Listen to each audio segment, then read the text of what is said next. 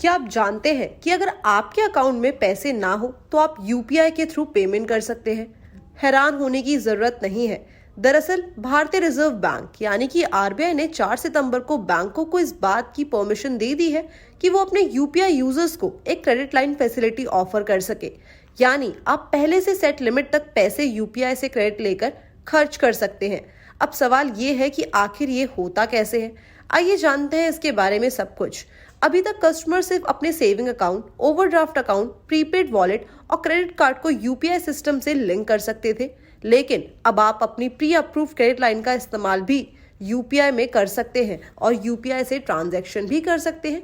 आइए जानते हैं ये कैसे काम करता है। ये एक तरह की ओवरड्राफ्ट फैसिलिटी है जो बैंक अपने यूपीआई यूजर्स को दे रहा है। इस फैसिलिटी को गूगल पे, पेटीएम, फोन पे, मोबीक्विक और किसी भी दूसरे यूपीआई ऐप के साथ इस्तेमाल किया जा सकता है।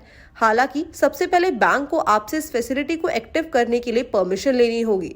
जब एक क्रेडिट लाइन अप्रूव हो जाएगी तो आप यूपीआई के जरिए इस क्रेडिट लाइन का इस्तेमाल कर पाएंगे। इसमें कुछ बैंक क्रेडिट लाइन की इस्तेमाल की गई लिमिट पर चार्ज लेते हैं, तो कुछ बैंक आपको कुछ दिनों की वैलिडिटी देते हैं। जिस तरह आप एक डिसाइडेड डेट पे क्रेडिट कार्ड का बिल पे करते हैं, उसी तरह आपको यूपीआई की क्रेडिट लाइन का भी बिल उस डिसाइडेड डे में पे करना होगा। ये बिल्कुल बाय नाउ और पे लेटर की तरह ही काम करता है। अगर आपको यूपीआई नाउ पे लेटर की फैसिलिटी इस्तेमाल करनी है तो सबसे पहले आपको इसके लिए अपने बैंक से बात करनी होगी।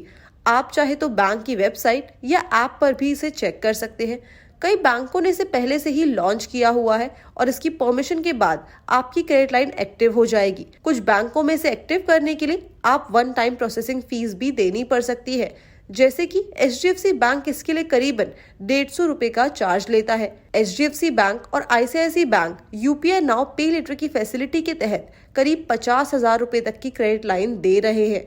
हालांकि आपको कितनी क्रेडिट लाइन मिलेगी ये टोटली आपके सिबिल स्कोर पर डिपेंड करेगा। अभी फिलहाल में आप इस फैसिलिटी का इस्तेमाल करते हुए सिर्फ मर्चेंट्स को ही यूपीआई पेमेंट कर सकते हैं। आप इस फैसिलिटी का यूज करते हुए किसी को पैसे ट्रांसफर नहीं कर सकते। इस फैसिलिटी को एक्टिव करने से लेकर इस्तेमाल करने और पेमेंट ना कर पाने पर अलग अलग बैंक अलग अलग चार्जेस ले सकते हैं।